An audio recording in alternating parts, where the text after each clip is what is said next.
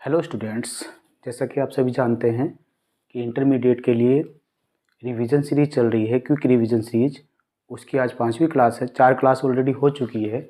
तो हम पहले उसमें कर रहे हैं मेन सूत्र का डिस्कशन, फिर उसको one liner, objective, numericals and long question का क्या करेंगे, डिटेल में उसको स्टडी करेंगे। तो आज है फोर्थ यूनिट है इलेक्ट्रॉनिक युक्तियाँ, इलेक्ट्रॉनिक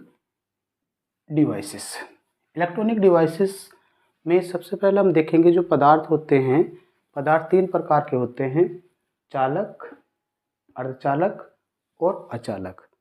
तो जो चालक होते हैं उनमें फ्री इलेक्ट्रॉन्स पाए जाते हैं। अर्धचालक में फ्री इलेक्ट्रॉन्स तो होते हैं लेकिन वो चार्ज वाहक का काम नहीं करते। अचालक में फ्री इलेक्ट्रॉन नहीं होते और ये इनमें से आवेश का प्रवाह संभव नहीं है। तो जो अर्धचालक है, अर्धचालक 2 तरह के होते हैं। एक तो होता है शुद्ध अर्धचालक, यानी कि हमने पृथ्वी की क्रस्ट से पदार्थ निकाला, आयस्क निकाला, उसको प्यूरिफाई किया और एज इट उसको उसको रख लिया। तो वो जो इस तरह से प्राप्त होगा वो होगा शुद्ध अर्धचालक, प्योर या इंट्रिंसिक सेमीकंडक्टर।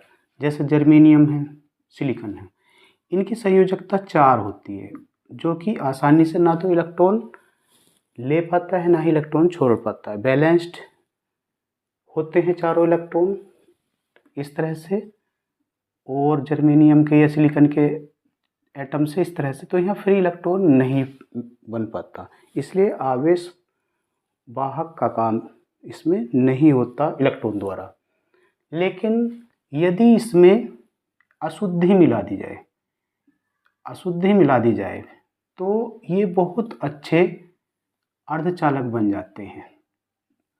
और अशुद्धि मिलाने के बाद जो अर्धचालक प्राप्त होते हैं वो कहलाते हैं अशुद्ध अर्धचालक या एक्सट्रिंसिक सेमीकंडक्टर। तो अशुद्धि 2 तरह की होती है। 5 संयोजकता वाली, इसमें अशुद्धि मिलाई जा सकती है, जैसे फास्फोरस हो गया, आर्सेनिक हो गया। 3 संयोजकता वाली भी अशुद्धि इसमें मिलाई जा सकती है। 3 संयोजकता वाली है, जैसे कि बोरॉन हो गया, एल्युमिनियम हो गया। तो 5 संयोजकता वाली अशुद्धि मिलाने पे जो सेमीकंडक्टर प्राप्त होगा उसको कहेंगे एन टाइप सेमीकंडक्टर।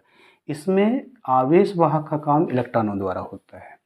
जब 3 संयोजकता वाली अशुद्धि मिलाएंगे तो इस तरह से जो प्राप्त होंगे अर्धचालक, अशुद्ध अर्धचालक, वो होंगे पी टाइप अर्धचालक। इसमें होल्स या कोटर आवेश वाहक का काम करते हैं। उसके बाद आता है, तो 2 तरह के अर्धचालक होते हैं, एन टाइप, पी टाइप। 5 संयोजकता वाली अशुद्धि मिलाने पर एन टाइप, 3 संयोजकता वाली अशुद्धि मिलाने पर पी टाइप। और ये जो अशुद्धि मिलाने की क्रिया है इसको बोलते हैं डोपिंग। नेक्स्ट पॉइंट है वेंड सिद्धांत के आधार पर चालक, अर्धचालक तथा अचालकों की व्याख्या। तो बैंड थ्योरी क्या है? बैंड थ्योरी ये कहती है कि जैसे कि कोई भी एटम है, उसके चारों ओर विभिन्न कक्षाओं में इलेक्ट्रॉन गति करते रहते हैं। तो जो आउटर मोस्ट शेल के इलेक्ट्रॉन होते हैं वो वैलेंसी इलेक्ट्रॉन कहलाते हैं और उनका एनर्जी लेवल सेम होता है। तो उस एनर्जी लेवल को मिलाते हुए यदि एक हम पट्टी का बैंड मान लें तो वो बैंड बन जाता है बैलेंस बैंड या संयोजी बैंड।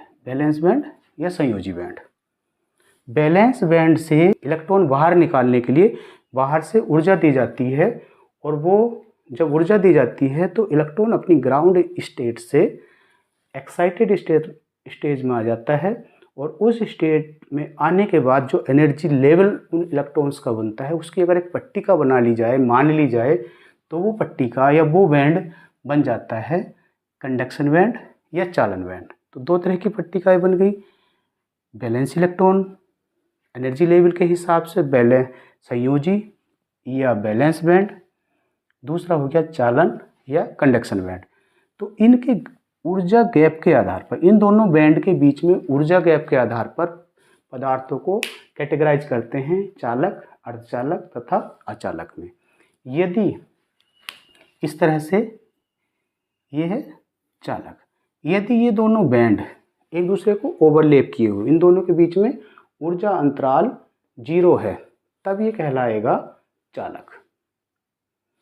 यदि इन दोनों बैंड के बीच में एनर्जी गैप, ऊर्जा अंतराल लगभग 1 इलेक्ट्रॉन वोल्ट है, तो इस तरह के पदार्थ कहलाते हैं अर्धचालक या सेमीकंडक्टर। यदि बैलेंसी बैंड यानी कि संयोजी बैंड और चालन बैंड के बीच में ऊर्जा अंतराल ग्रेटर देन 3 इलेक्ट्रॉन वोल्ट या 3 इलेक्ट्रॉन वोल्ट से ज़्यादा है, तो इस तरह से जो पदार्थ होते हैं वो कहलाते हैं अचालक पदार्थ। तो वेन थ्योरी के आधार पर या वेन सिद्धांत के आधार पर इन्हें इस तरह से हम डिफाइन कर लेंगे। पी टाइप और एन टाइप को मिला करके डायोड बनाया जाता है, इसको बोलते हैं पीएन संधि डायोड। पीएन संधि डायोड, तो पीएन संधि डायोड में 2 इलेक्ट्रोड होते हैं, इनपुट आउटपुट।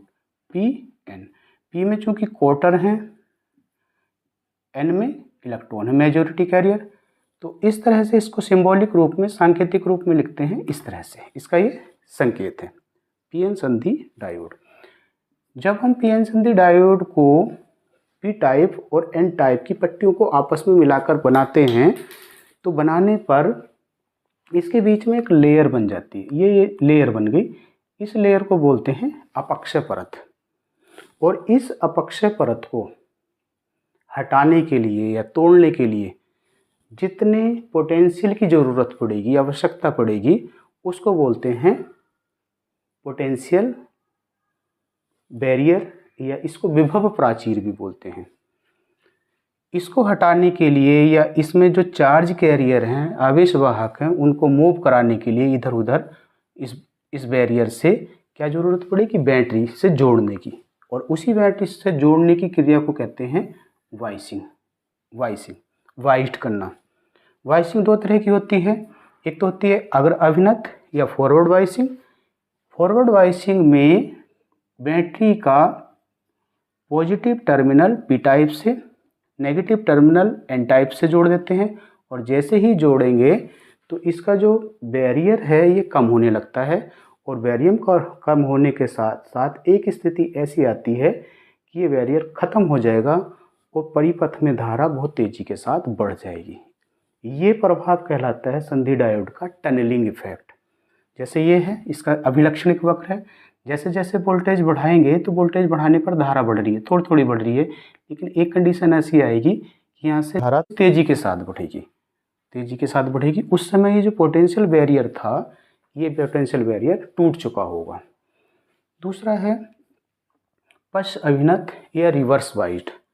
पश्च अभिनत या रिवर्स वाइस्ड में पी टाइप से इसका नेगेटिव टर्मिनल बैटरी का जोड़ते हैं, और एन टाइप से इसका पॉजिटिव टर्मिनल जोड़ते हैं। तो ऐसा करने पर क्या होगा, इनके बीच का बैरियर बढ़ता है, घटने के बजाय बढ़ता है।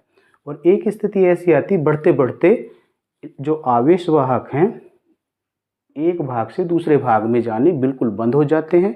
वो परिपथ में बहने वाली धारा क्या हो जाती है, एकदम ड्रॉप हो जाती है, एकदम डाउन गिर जाती है। जिस वोल्टेज पर, इस बैटरी के वोल्टेज पर वो धारा बहनी बंद हो जाए, उसको बोलते हैं कट ऑफ वोल्टेज या स्तब्ध वोल्टेज। और रिवर्स वाइस्ड में जब पीएन संधि डायोड वर्क करता है, उसी को बोल देते हैं जेनर डायोड। जेनर डायोड ये हमारे घरों में जो वोल्टेज स्टेबलाइजर होते हैं उनमें ये यूज किया जाता है, जेनर डायोड। इसका विलक्षणिक वक्र है, जैसे जैसे नेगेटिव वोल्टेज बढ़ा रहे हैं, नेगेटिव का मतलब रिवर्स वाइड है, जैसे जैसे बढ़ा रहे हैं तो धारा क्या हो रही है, घट रही है, धारा घट रही है। एक स्थिति ऐसी आएगी, एक वोल्टेज पर ये धारा एकदम तेजी के साथ गिर जाएगी, और इसी वोल्टेज को बोलते हैं कट ऑफ वोल्टेज, इसी वोल्टेज को बोलते हैं cut off voltage. Next point है पीएन संधि डायोड का यूज क्या है। पीएन संधि डायोड का यूज क्या है, तो पीएन संधि डायोड दिष्टकारी के रूप में काम करता है। किसके रूप में, दिष्टकारी के। दिष्टकरण होता है AC को DC में बदलना। AC को DC में दो तरह के सिग्नल होते हैं, अल्टरनेटिंग और डायरेक्ट। तो AC को DC में बदलने की जो प्रोसेस होती है वो कहलाती है रेक्टिफिकेशन या दिष्टकरण। और ये काम कौन करता है, ये करता है डायोड। दिष्टकारी दो तरह के हो सकते हैं, अर्धतरंग दिष्टकारी। अर्धतरंग दिष्टकारी में जैसे ही यहाँ AC इनपुट जाएगा, ये AC इनपुट है, तो इस इनपुट में जाने पर इसको हम पॉजिटिव हाफ साइकिल मान सकते हैं, इसको negative half, positive half, negative half. जैसे ही पॉजिटिव हाफ साइकिल डायोड के P टर्मिनल पर जाएगी, P सेक्शन पर जाएगी, तो क्या होगा, डायोड फॉरवर्ड वाइज्ड हो जाएगा, अग्रभिनत हो जाएगा और ये क्या होगा, चालित हो जाएगा। चालित होने पर जो इसका लोड प्रतिरोध है, तो आउटपुट हमें क्या होगा, प्राप्त होगा। इस पॉजिटिव हाफ के लिए आउटपुट प्राप्त हुआ। जैसे ही ये नेगेटिव हाफ साइकिल जाएगी तो ये जो जंक्शन डायोड है रिवर्स वाइड हो गया, और रिवर्स वाइड होने के बाद ये क्या हो जाएगा, ब्लॉक हो जाएगा, ये बंद हो जाएगा। और बंद होने पर परिपथ में धारा नहीं बहेगी और हमें आउटपुट नहीं मिलेगा। नेक्स्ट साइकिल इसी तरह से रिपीट होगी। पॉजिटिव हाफ साइकिल के लिए चार्ज हो जाएगा, एक्टिव हो जाएगा, हमें सिग्नल मिलेगा।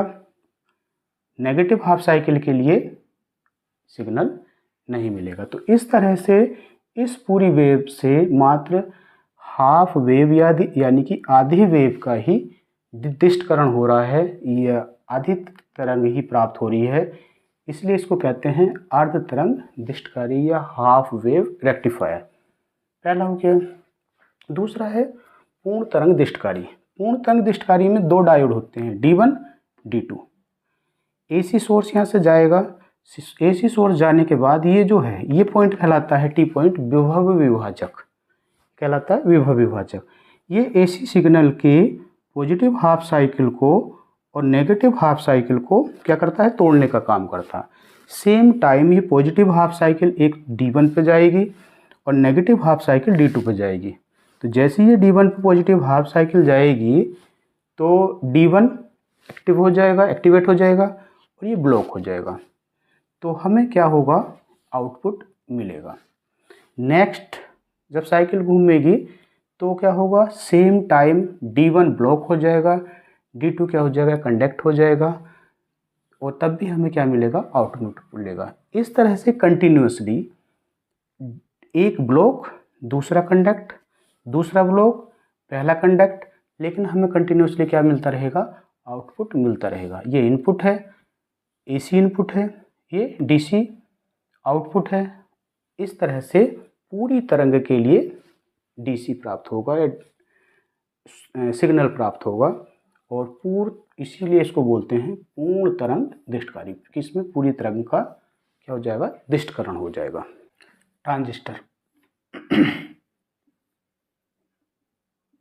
ट्रांजिस्टर में क्या होता है, जब हम एक सेमीकंडक्टर की बारीक स्लाइस को किन्हीं दो बड़ी पट्टियों के समान सेमीकंडक्टर की पट्टियों के बीच में उसको सैंडविच्ड कर देते हैं, तो इस प्रकार जो डिवाइस या युक्ति बनती है उसको बोलते हैं ट्रांजिस्टर। जैसे दो तरह के होते हैं, PNP और NPN। जब P टाइप की दो बड़ी पट्टियों के बीच N टाइप की एक बारीक स्लाइस सैंडविच्ड कर दी जाती है, तो इस प्रकार जो डिवाइस बन रही है वो PNP ट्रांजिस्टर है। इसमें 3 इलेक्ट्रोड होते हैं, उत्सर्जक, आधार, संग्राहक, इमीटर, बेस, कलेक्टर। इसी तरह से NPN ट्रांजिस्टर में N टाइप की P टाइप की बारीक स्लाइस N टाइप की अर्धचालकों की दो बड़ी पट्टियों के बीच में क्या कर दी जाती है, दबा दी जाती है, सैंडविच्ड कर दी जाती है। इस प्रकार की जो डिवाइस बनती है उसको बोलते हैं NPN ट्रांजिस्टर। NPN ट्रांजिस्टर में ये इमीटर, बेस और कलेक्टर, इनका जो संकेत होता है, सिंबल होता है, PNP का ये होता है, NPN का ये होता है। इसमें दोनों के संकेत में कोई बड़ा अंतर नहीं है, सिर्फ एरो का अंतर है। PNP ट्रांजिस्टर में बेस की तरफ को एरो लगता है, जबकि NPN ट्रांजिस्टर में E की तरफ को, उत्सर्जक की तरफ को क्या लगता है, एरो लगता है। ये एरो दिखाता है धारा के प्रवाह की दिशा। नेक्स्ट है, इसमें इमीटर में बहने वाली धारा को आई लिखते हैं, बेस में बहने वाली धारा को आई बी लिखते हैं, तथा संग्राहक या कलेक्टर में बहने वाली धारा को आई सी लिखते हैं। और इनमें एक रिलेशन होता है तीनों में, आई ई बराबर आई बी प्लस आई सी। नेक्स्ट है उभयनिष्ठ आधार प्रवर्धक के रूप में, प्रवर्धक एम्पलीफायर। ट्रांजिस्टर जिस तरह से पीएन संधि diode as a rectifier use किया जा रहा था, दिष्टकारी के रूप में यूज किया जा रहा था, इसी तरह से ट्रांजिस्टर प्रवर्धक के रूप में या एम्पलीफायर के रूप में यूज किया जाता है। तो एम्पलीफायर के रूप में इसका दो तरह का कॉन्फ़िगरेशन यूज किया जाता है, आधार को उभयनिष्ठ करने के साथ, और दूसरा है उत्सर्जक को उभयनिष्ठ करने के लिए, कॉमन करने के साथ। तो जब आधार को उभयनिष्ठ या कॉमन करते हैं तो प्रवर्धक का मतलब है ये लो इनपुट सिग्नल को हाई इनपुट सिग्नल में क्या कर देता है, परिवर्तित कर देता है। यही क्रिया कहलाती है एम्प्लीफिकेशन या प्रवर्धन। लो सिग्नल को हाई सिग्नल में बदलने की क्रिया कहलाती है प्रवर्धन। इसमें क्या होता है, धारा लाभ। प्रवर्धन में क्या है, जब चीज़ बढ़ के मिल रही है, चाहे वो वोल्टेज है या धारा है, तो उसमें क्या होता है, लाभ देखते हैं कितना है। लाभ लेने के लिए जो बाहरी यानी कि जो आउटपुट में चेंज आया, आउटपुट क्या है, आईसी, चेंज डेल्टा आईसी हो गया। और जो इनपुट में चेंज आया, क्योंकि कॉमन उभयनिष्ठ है, तो इनपुट में जो चेंज आया, इन दोनों का अनुपात कहलाता है आई ई होना चाहिए। ये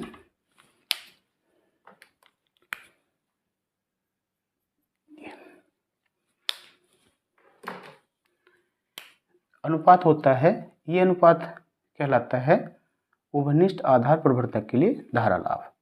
वोल्टता लाभ में इसको अल्फा से डिनोट करते हैं।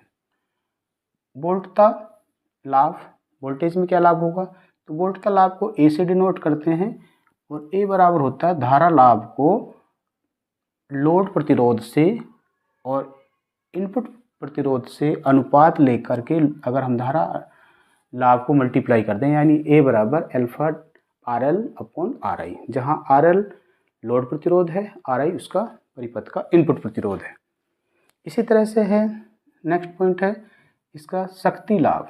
शक्ति लाभ में वोल्टता लाभ और धारा लाभ का गुणनफल कहलाता है शक्ति लाभ। तो धारा लाभ ये हो गया, इसको मल्टीप्लाई करेंगे तो alpha square upon R L upon are आई। फिर है नेक्स्ट, दूसरा कॉन्फ़िगरेशन क्या है, उभयनिष्ठ उत्सर्जक के रूप में। इसमें जो अल्फा की वैल्यू होती है उभयनिष्ठ आधार प्रवर्धक के लिए, अल्फा लेस देन 1 होता है। अल्फा क्या होता है, लेस देन 1 होता है, 1 से कम वैल्यू होती है इसकी, अल्फा लेस देन 1। उभयनिष्ठ उत्सर्जक प्रवर्धक के रूप में इसमें जो धारा लाभ होता है इसको बीटा से डिनोट करते हैं, और बीटा बराबर होता है delta I C upon delta I B. चूँकि आई सी मिली एम्पियर में मेजर किया जा रहा है, आई बी माइक्रो एम्पियर में मेजर किया जा रहा है, तो बीटा का जो वैल्यू होगी, बीटा की वैल्यू ग्रेटर देन 1 होती है। हमेशा इसकी वैल्यू क्या होती है, ज़्यादा होती है या बड़ी होती है। इसी तरह से वोल्टता लाभ बनेगा ए बराबर beta R L upon are आई। शक्ति लाभ हो जाएगा इसमें, शक्ति लाभ बराबर वोल्टता लाभ गुणा धारा लाभ, दोनों को मल्टीप्लाई कर देंगे और शक्ति लाभ बन जाएगा beta square R L upon are I. Next है अल्फा तथा बीटा में संबंध। दोनों धारा लाभों में संबंध होता है। जब एक लाभ दिया हुआ है न्यूमेरिकल में तो दूसरा कैलकुलेट कराता है, तो बीटा बराबर होता है अल्फा अपॉन 1 माइनस अल्फा। दूसरा एक रिलेशन है, जब बीटा दिया हुआ है अल्फा कैलकुलेट करना है तो अल्फा बराबर होता है beta upon 1 plus beta. Next point है लॉजिक गेट। लॉजिक गेट ऐसे स्विचिंग सर्किट्स हैं जो कि कंप्यूटर सिस्टम में यूज किए जाते हैं। ये ऑन ऑफ कंसेप्ट पे, ऑन को हम लिखते हैं 1 से, ऑफ को लिखते हैं 0 से, ऑन ऑफ कंसेप्ट पे काम करते हैं। ये इनके टाइप 5 इसमें हैं सिलेबस में, वैसे ज़्यादा भी होते हैं। तो पहले जो 3 गेट हैं इनको बेसिक गेट भी बोलते हैं, OR gate, AND gate and NOT gate. ये 3 गेट बेसिक गेट कहलाते हैं। ये 3 गेट कहलाते हैं बेसिक गेट या मूल गेट। बाद में जो गेट बनते हैं इनको बोलते हैं अप्लाइड गेट। अप्लाइड गेट में भी जो NAND गेट है, NAND गेट यूनिवर्सल गेट है। यदि हमारे पास इन गेट्स में से कोई भी गेट नहीं है तो AND गेट की सहायता से हम कोई सा भी इलेक्ट्रॉनिक सर्किट लॉजिक गेट से रिलेटेड इम्प्लीमेंट कर सकते हैं, बना सकते हैं। तो देख लेंगे OR गेट। OR गेट का जो लॉजिकल सिंबल है ये इस तरह से होता है। ये इनपुट है, आउटपुट, और ये जो आउटपुट में बाई है ये होता है इसका बूलियन फलन। ये होता है बूलियन फलन। AND गेट का लॉजिकल सिंबल ये है। 2 इनपुट हैं, 2 से ज़्यादा इनपुट भी हो सकते हैं, इसमें 3 हो सकते हैं, 4 हो सकते हैं। और ये जो है ये है इसका आउटपुट। आउटपुट को पढ़ते हैं y बराबर A एंड B। इसी तरह से NOT गेट है। NOT gate as an inverter काम करता है। NOT गेट का इनपुट 1 होता है, आउटपुट भी 1 होता है। तो एक इनपुट हो गया, एक आउटपुट हो गया, ये इसका लॉजिकल, ये इसका बूलियन फलन हो गया। NOR गेट में OR गेट का आउटपुट अगर NOT गेट से पास करें तो इस तरह से इन दोनों गेट का जो कॉम्बिनेशन बनेगा ये कॉम्बिनेशन एक नया गेट बना देता है और इस गेट को कहते हैं NOR gate. OR and NOT gate से इसका जो बूलियन फलन होगा, बूलियन फलन होता है y बराबर A प्लस A और B बार। OR में और NOR में एक मुख्य अंतर ये होता है कि यहाँ ये जो पॉइंट है यहाँ ये इस तरह से पॉइंट नहीं लेते, यहाँ एक छोटा सा सर्कल इसमें जोड़ देते हैं इनकी अलग अलग पहचान के लिए। तो ये NOR है, ये OR है। इसी तरह से जो NAND गेट है, NAND गेट में AND गेट का के आगे NOT गेट लगा दिया जाए तो इन दोनों के जो कॉम्बिनेशन से गेट प्राप्त हो रहा है उसको बोलते हैं NAND गेट। NAND गेट का जो बूलियन फलन है वो y बराबर है A एंड B बार। इसका क्या हो जाएगा, आगे रिवर्स हो जाएगा जो इसमें आउटपुट मिलेगा। और इसका जो लॉजिकल सिंबल है सर ये AND गेट में, और इसमें मेन अंतर ये होता है कि यहाँ क्या होता है, ये पॉइंट इस तरह से छोटा सा एक सर्कल लगा देते हैं और इसकी पहचान बन जाती है NAND गेट से के रूप में। तो इस तरह से हमने जो सभी चैप्टर के मेन सूत्र थे वो हमने देख लिए हैं, पढ़ लिए हैं। अब इनको सही से तैयार कर लेंगे। वीडियो को ज़्यादा से ज़्यादा शेयर करिए, चैनल को सब्सक्राइब करिए। और नेक्स्ट क्लास होगी ऑब्जेक्टिव क्वेश्चन की। तो ऑब्जेक्टिव में भी थोड़े थोड़े क्वेश्चन करेंगे ताकि आप देखते रहें। बड़ी वीडियो नहीं बनाऊंगा मैं, छोटे छोटे पार्ट में बनेगी। आप पढ़ते रहें, नोट्स बनाते रहें। धन्यवाद, थैंक यू।